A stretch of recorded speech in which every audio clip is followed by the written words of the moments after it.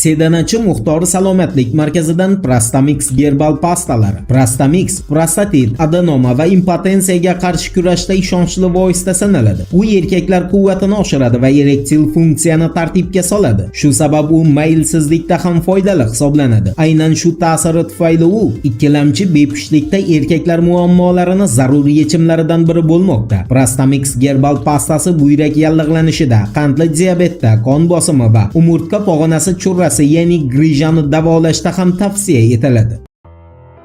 Assalomu alaykum qadrdon muxlis. Siz bilan siz bilgan va kutgan kanal Turfa olam. Britaniyaning The Sun agentligining 3-noyabr kungi o'z tasdig'ini topgan xabariga ko'ra, Rossiya Belarus Respublikasi hududiga agar aniq masofalarda aytadigan bo'lsak, Londondan 1100 mil uzoqlikka, ya'ni 1770 kilometr uzoqlikka o'zining Kinjal gipertovushli raketalarini joylashtirgan. Tovushdan 12 marta kuchli harakatlanishga moslashgan Kinjal raketalari. The Sun axborotiga ko'ra, Britaniya poytaxti Londonga bor yo'g'i 9 daqiqa ichida yetib borib, uni birpasda xuddi o'rta asrlardagi Londonga aylantira oladi. Yetmaganday Rossiyaning gipertovushli mazkur quroliga qarshi yerdagi hech bir davlatda hali havo mudofaa quroli yaratilgan emas. The Sun'ning bildirishiga ko'ra, Rossiya bu raketalarni Belarus hududiga, NATO'ni Rossiyaga yaqinlashayotgani uchun joylashtirdi. Eng qo'rqinchli tomoni shundaki, bordi-yu Kinjal qo'llanadigan bo'lsa, The Sun'ning qayd qilishiga ko'ra,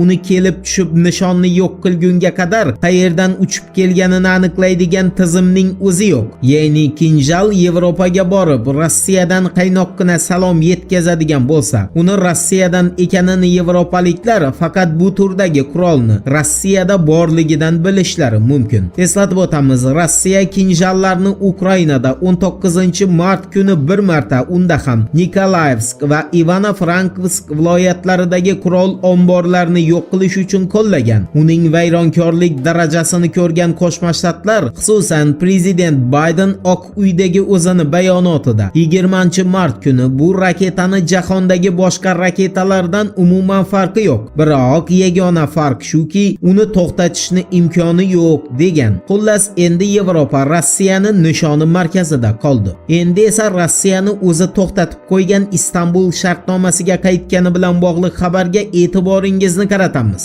Anadolu agentligining 2-noyabr kungi xabarlariga ko'ra, Erdogan bilan Putin Donni Ukraina portlaridan olib chiqish uchun yangi kelishuvga erishgan va Erdogan Ukraina uchun kafillikni o'z bo'yniga olgan. Vladimir Putinning 2-noyabr kungi bayonotidan ma'lum bo'lishiga ko'ra, bordi-yu Ukraina yana portlarga hujum qilishni boshlasa, u holda Istanbul bitimi bekor qilinib, Turkiya barcha dengiz yo'llarini yopadi. Ya'ni Ukrainadan hech qanday don tashqariga chiqmaydi. Shuningdek, Putinning bildirishiga ko'ra, Erdogan Ukrainadan chiqayotgan donlarni badavlat Yevropaga emas, balki shu donga muhtoj davlatlarga yetkazilishini nazoratini ham o'z bo'yniga olgan.